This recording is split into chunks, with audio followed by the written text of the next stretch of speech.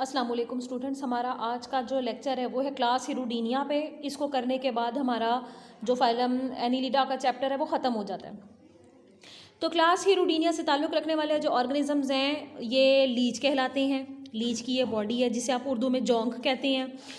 और इन जानदारों में पैरापोडिया और सीटी नहीं होते। सीटी हों भी तो अगले सेगमेंट्स में होते हैं, ना होने के बराबर होते हैं।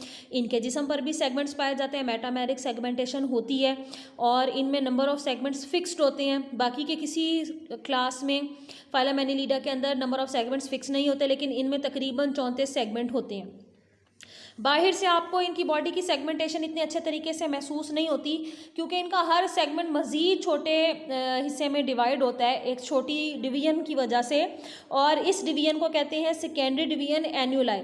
मिसाल के तौर पर अगर ये फिंगर जो है ये एक जानदार की वॉर्म की बॉडी है, तो ये एक आपको सेगमेंट नज़र आ रहा है और एक ये सेगमेंट नज़र आ रहा है। हर दो सेगमेंट के दरमियान में भी आपको एक और डिवीजन नज़र आएगी जिसे हम एन्यूलस बोलते हैं। क्योंकि एन्यूलस बहुत ज़्यादा होते हैं तो इनको एन्यूलाई बोलते हैं।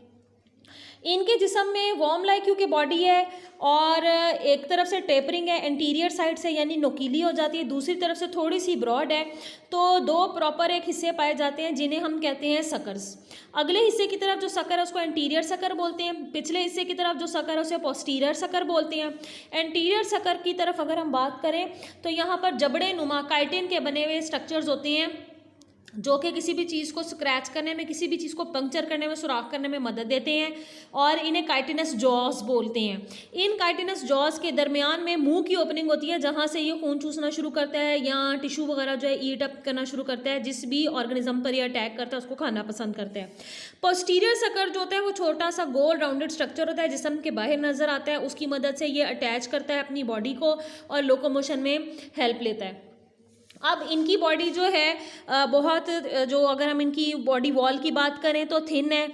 मसल्स जो है वो डॉर्सो वेंट्रल साइड पर जो है वो पाए जाते हैं, यानी डॉर्सल से वेंट्रल साइड पर जो मसल्स पाए जाते हैं वो इसकी बॉडी को चपटा बनाने में मददगार साबित होते हैं। इसके अलावा बॉडी में लंबाई के रुख भी मसल्स होते हैं जिन्हें हम लॉन्गिट्यूडनल मसल्स कहते हैं, जो इस तरह से पाए जाएंगे। बॉडी में सर्कुलर मसल्स भी होते हैं जो कि दायरवी शक्ल में पाए जाते हैं, जो इस तरह से मौजूद होते हैं इनके जिस्म के अंदर। अब ये जो मसल्स हैं इसके लॉन्गिट्यूडनल मसल्स और सर्कुलर मसल्स, अगेन ये पिछली क्लासेस की तरह एंटागोनिस्टिक पेयर ऑफ मसल्स होते हैं, कॉन्ट्रैक्ट और रिलैक्स करते हैं एक दूसरे से उलट, और फिर उसकी वजह से इस जानदार में मूवमेंट का एक ख़ास निज़ाम पैदा होता है जिसे लोकोमोशन में ये यानी कि ये करता है इस्तेमाल। उस मूवमेंट को, लोकोमोशन के तरीके को लूपिंग मूवमेंट कहते हैं, जो कि यहाँ पर आप देख सकते हैं। अब लूपिंग मूवमेंट में आप देख सकते हो कि लीच का एंटीरियर हिस्सा जो है अभी इसने सबस्ट्रेट के साथ अपने आप को अटैच नहीं किया, पोस्टीरियर सकर से इसने सबस्ट्रेट को अपने साथ अटैच किया हुआ है। इसकी बॉडी में यहाँ पर आप देख सकते हैं कि लॉन्गिट्यूडनल मसल जो है वो स्ट्रेच हो रहे हैं और सर्कुलर मसल्स कॉन्ट्रैक्ट हो रहे हैं। कॉन्ट्रैक्ट होने की वजह से बॉडी लंबूतरी ज़्यादा नज़र आ रही है और पतली ज़्यादा नज़र आ रही है। एंटीरियर सकर मैक्सिमम आगे मूव करता है, फिर अपने आप को अटैच करता है। जब अटैच कर लेता है तो पोस्टीरियर सकर सबस्ट्रेट को छोड़ देता है जिस भी ज़मीन पर या सतह पर ये चल रहा है।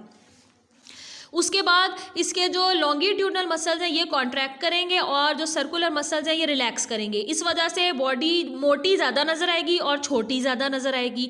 अब आप देख सकते हैं कि इसने पोस्टीरियर सकर को पीछे से जुदा करके इकट्ठा करके करीब ले आया। अब इस सूरत में इसका एंटीरियर और पोस्टीरियर दोनों सकर्स ने जो है ज़मीन के साथ, सबस्ट्रेट के साथ, जिस भी चीज़ पर ये करीब क्रॉल कर रहा है, मूव कर रहा है, एक बल पैदा कर दिया है। इस बल को हम कहते हैं loop. Because of the loop formation, जब बार बार इसकी बॉडी ऐसे लूप बनाती है तो इसकी जो मूवमेंट है, जो लोकोमोशन है, उस अमल को हम कहते हैं लूपिंग मूवमेंट। अब हम बात कर लेते हैं इसके डाइजेस्टिव सिस्टम की। ये जो जानदार है ये प्रीडेटर कहलाता है, ये पैरासाइट भी है क्योंकि ये जानदारों के जिस्म से आने वाले दर्जा हरारत को सेंस कर लेते हैं अपने रिसेप्टर सेल्स की मदद से, तो उनका खून चूसना पसंद करता है। काओ, बफलो, वर्टिब्रेट्स वगैरह जो छोटे जानदार हैं जो कि तालाबों वगैरह में जाते हैं, वहाँ पर ये उनके खून को चूसता है, उनके जिस्म से अपने आप को अटैच कर लेता है, उनकी स्किन को अपने जॉ की मदद से रप्चर करता है और खून चूसना शुरू कर देता है। और क्योंकि हर जानदार का जिस्म में जब वूंड बनता है तो खून बहने को रोकने के लिए क्लॉट फॉर्मेशन होती है, तो ये क्या करता है, इसमें मखसूस लाइवरी ग्लैंड्स होती हैं जो कि एक एंटीकोएगुलेंट कंपाउंड हीरोडिन पैदा करते हैं, जिसका काम ये होता है कि हीरोडिन और सलाइवरी ग्लैंड की मदद से ये जिस भी जानदार के जिस्म पर इसने अपने आप को अटैच किया हुआ और उनका खून चूस रहा है वहाँ पर क्लॉट बनने नहीं देता, तो मुसलसल खून चूसने का अमल जो है वो करता रहता है।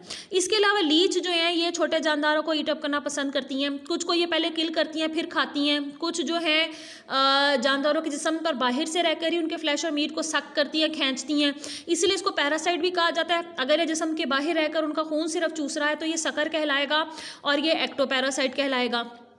और कुछ जानदारों को ये अपने जबड़े की मदद से पूरे का पूरा जो उनको अपनी तरफ अंदर खींच लेता है।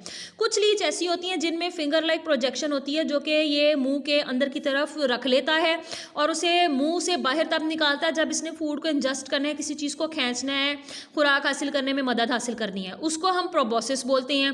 प्रोबोसिस को अंदर की तरफ रख लेता है, लेकिन तमाम लीच में प्रोबोसिस नहीं होती।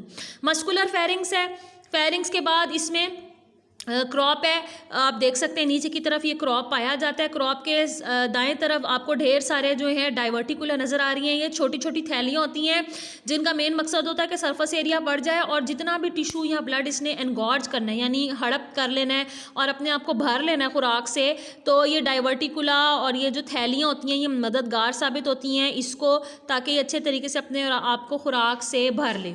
और इसी तरह इंटेस्टाइन है एंड पर मौजूद, इसमें भी डाइवर्टिकुल हैं। अगेन ये भी जगह हैं जो कि मददगार साबित होती हैं इनके लिए, जहाँ पर ये बेहतर तरीके से सरफेस एरिया बढ़ा सकें। उसके बाद इंटेस्टाइन जो है वो एंड पर जाती है रेक्टम, और रेक्टम बाहर जाकर खुलता है एनस है जिसके थ्रू डिफिकेट किया जाता है, वेस्ट मटेरियल को निकाला जाता है। तो लीच का काम ये होता है कि जब इसको खुराक मिलती है या खून चूसने का मौका मिलता है तो ये अपने आप को खून चूस कर या जानदारों के फ्लैश को, मीट को खाकर, उनके जिस्म के मस्कुलर पोर्शन को खाकर अपनी इंटरनल बॉडी को पूरा भर लेती है, जिसे हम कहते हैं कि इसने एनगॉर्ज कर लिया है। उसके बाद ये कई कई हफ्तों तक कुछ नहीं खाती और जो अंदर मौजूद फूड होता है जो उसने स्टोर किया होता है अपने डाइजेस्टिव सिस्टम ने, उसी को डाइजेस्ट करके अपनी न्यूट्रिशन को पूरा कर लेती है। तो एक बार ये अच्छे तरीके से खून चूस लेगी और या फ्लैश और मीट जो जानदार हैं उनका खा लेगी। वैसे जो लीच है ये मुख्तलिफ एनवायरनमेंट में रहने वाले ऑर्गेनिज्म है। आपको मेरीन एनवायरनमेंट में पाई जाने वाली स्पीशीज़ भी मिलेंगी, आपको ताज़ा पानियों में पाई जाने वाली स्पीशीज़ भी मिलेंगी, कुछ इसकी ऐसी स्पीशीज़ भी हैं जो टेरेस्ट्रियल एनवायरनमेंट में रहती हैं, लेकिन इनका जो स्ट्रक्चर होता है कमोबेश इसी तरह का सेम होता है। अब हम बात कर लेते हैं इसके नर्वस सिस्टम की। तो नर्वस सिस्टम जो है वो इसमें उसी तरह जो पिछले हमने क्लास में पढ़ा था कि सब फेरेंजियल गैंग्लिया है, सुपरा फेरेंजियल गैंग्लिया है, वो सारे इसमें अलग-अलग नहीं होते, बल्कि फ्यूज़ होकर मुंह के पास, फेरिंग्स के पास यहाँ करके एक छोटा सा रिंग लाइक स्ट्रक्चर बना देते हैं और इस रिंग लाइक स्ट्रक्चर को कहते हैं नर्व रिंग। इसके अलावा इस जानदार के जिस्म में जो छोटी छोटी गैंग्लियन है वो सेगमेंट्स में अरेंज होती हैं और इन गैंग्लियन की पोजीशन जो होती है वो वेंट्रल साइड पर होती हैं। ये आपस में कॉर्ड्स के थ्रू जो है वो लिंक करती हैं। इस पूरी अरेंजमेंट को, जिसमें गैंग्लियन सेगमेंट वाइज अरेंज होते हैं और वो नर्व रिंग के साथ एसोसिएटेड होते हैं, उसको हम कहते हैं कि ये जी वेंट्रल नर्व कॉर्ड है जो कि बॉडी में रब्त का निज़ाम, तमाम चीज़ों को कंट्रोल करती है। और हर गैंग्लियन से लैटरल नर्व्स भी निकलती हैं जो कि एक पूरे सेगमेंट के अंदर कंट्रोल करती हैं तमाम मैकेनिज्म को। लीच में प्रॉपर आइज नहीं है, छोटे फोटो रिसेप्टर सेल्स हैं जो कि थोड़ा सा इनको लाइट इंटेंसिटी में जो है वो डिटेक्ट करने में मदद देते हैं। ये ज़्यादातर जो है वो नेगेटिव फोटोटैक्टिक हैं, यानी ये रोशनी से दूर भागती हैं, अंधेरी जगहों पर ज़्यादा रहना पसंद करती हैं, दिन की रोशनी में आपको कम विजिबल नज़र आएंगी। तालाबों, पॉन्ड्स में ये गहरे पानियों में अपने आप को रखती हैं। जब खुराक तलाश करती हैं तो फिर ये एक्टिव हो जाती हैं और समटाइम्स जब जैसे कि अपने फूड को लोकेट करना है तो उस वक्त ये थोड़ा सा पॉजिटिव फोटोटैक्टिक यानी रोशनी की तरफ आना पसंद करेंगी। हिरूडो मेडिसिनैलिस साइंटिफिक नेम है एक इंपॉर्टेंट लीच का जो कि वेल डेवलप टेम्परेचर सेंस भी रखती है। इसमें टेम्परेचर को सेंस करने वाले रिसेप्टर्स मौजूद हैं, तो ये तालाबों में उतरने वाले बफलो, काओ, कैटल वगैरह को उनके जिस्म से खारिज होने वाली जो दर्जा हरारत है उसको डिटेक्ट करके तो अंदाज़ा कर लेती है कि यहाँ मेरा पॉसिबल प्रेडेटर है और उसकी तरफ जाती है और उसके टिश्यू को ईट अप करना शुरू करती है या उसमें से उसके ब्लड को जो है वो चूसना शुरू करती है और उससे अपनी खुराक की कमी को पूरा कर लेती है। और जो इनके प्रॉपर आपने सेंसरी ऑर्गन्स पढ़े थे, पैपिली वगैरह, वो कम हैं इस ग्रुप में, बाकी कमोबेश वैसे ही हैं जो कि हमने क्लास पॉलीकीटा में पढ़े थे या क्लास ओलिगोकीटा में पढ़े थे। उसके बाद हम बात कर लेते हैं इनकी जो एक्सक्रीशन है। तो इसमें जो सेगमेंट नंबर 10 है और सेगमेंट नंबर 17 है, 10 से 17 के दरमियान में जितने भी सेगमेंट हैं, टोटल इसमें 34 सेगमेंट हैं, इनमें मेटानेफ्रीडिया पाए जाती हैं। 2 होते हैं, जोड़ी की शक्ल में पाए जाते हैं। एक सेगमेंट में 2 आपको नजर आएंगे, एक सेगमेंट में आपको जो है वो एक जोड़ी नज़र आएगी। और ये जोड़ी क्या करती है, ये नाइट्रोजनस वेस्ट को सिलोमिक फ्लूइड से अब्जॉर्ब करती है, अपने ट्यूब्यूल के अंदर उसको प्रोसेस करती है, ब्लैडर के अंदर थोड़ी देर के लिए स्टोर करती है और उसके बाद नेफ्रीडियोपोर के थ्रू, जो कि जिस्म से बाहर खारिज करता है, नाइट्रोजनस वेस्ट को निकाल देती है। इनमें क्लोरागोजन टिश्यू भी होता है, जो कि हमने पढ़ा था क्लास ओलिगोकीटा में कि वो लिवर का काम करता है, ये इनमें लीच में भी होता है और ये इनकी बॉडी कैविटी के दरमियान में फलता फूलता है। इसके सेल्स तेज़ी से डिवाइड एंड रीडिवाइड करते हैं और उसके बाद ये जो टिश्यू है इंटरनल मेटाबॉलिज्म से रिलेटेड काम जो सरंजाम देता है, कैल्शियम से रिलेटेड वगैरह जो है काम, ने लिवर की बात की थी और अमाइनो एसिड की डीएमिनेशन की बात की थी, वो सरंजाम देता है। उसके बाद हम बात कर लेते हैं इनके रिप्रोडक्शन एंड डेवलपमेंट की। ये जानदार जो हैं ये मोनोएशियस हैं, जिसे आप हर्मेफ्रोडाइट भी कहते हैं। इसमें आपको 4-5 जो हैं टेस्टिस के जोड़े नज़र आएंगे, स्पर्म डक्ट वॉज डेफरेंस नज़र आएगी, 1 या 2 ओवरी होती हैं, इससे ज़्यादा ओवरी नहीं होती और दोनों की ओपनिंग अलग है। फीमेल गोनोपोर अलग है, मेल गोनोपोर जो है वो अलग है। तो आप अंदाज़ा कर सकते हैं कि दोनों जो सेक्स ऑर्गन्स हैं एक जानदार में होने का मतलब है कि उसमें दोनों गैमेट्स बनेंगे। लेकिन लीच क्या करती हैं, ये अपने एग से अपने ही स्पर्म को फर्टिलाइज नहीं करती, बल्कि ये एक्सचेंज ऑफ स्पर्म करती हैं। 2 स्पीशी एक दूसरे के करीब आएंगी, दोनों स्पर्म्स का तबादला करेंगी, पिनाइल स्ट्रक्चर को इस्तेमाल करेंगी स्पर्म्स को ट्रांसफ़र करने के लिए और अपने एग्स को फ्यूज़ कर लेंगी। इसके अलावा इन जानदारों में एक और मैकेनिज्म भी है जो कि है डेपोजिशन ऑफ स्पर्मेटोफोर। स्पर्मेटोफोर जो है थैलीनुमा हिस्सा होता है जिसके अंदर स्पर्म्स जो है वो ढेर सारे डेपोजिट कर दिए जाते हैं और एक ऑर्गेनिज्म अपने स्पर्मेटोफोर को, जो कि उस वक्त मेल की तरह बिहेव कर रहा होता है, दूसरे जानदार में इंसर्ट कर देता है जो कि उस वक्त फीमेल की तरह बिहेव कर रहा होता है। तो स्पर्मेटोफोर पूरा एक पैकेट, एक पूरी थैली होती है जो कि सारे के सारे स्पर्म्स को ट्रांसफ़र करने में मदद देती है। बाज़ दफ़ा स्पर्म्स को या स्पर्मेटोफोर को फीमेल के रिप्रोडक्टिव ट्रैक्ट के इंट्रोड्यूस किया जाता है, बाज़ दफ़ा इसकी सिलोम के अंदर जो है वो उसको इंसर्ट किया जाता है।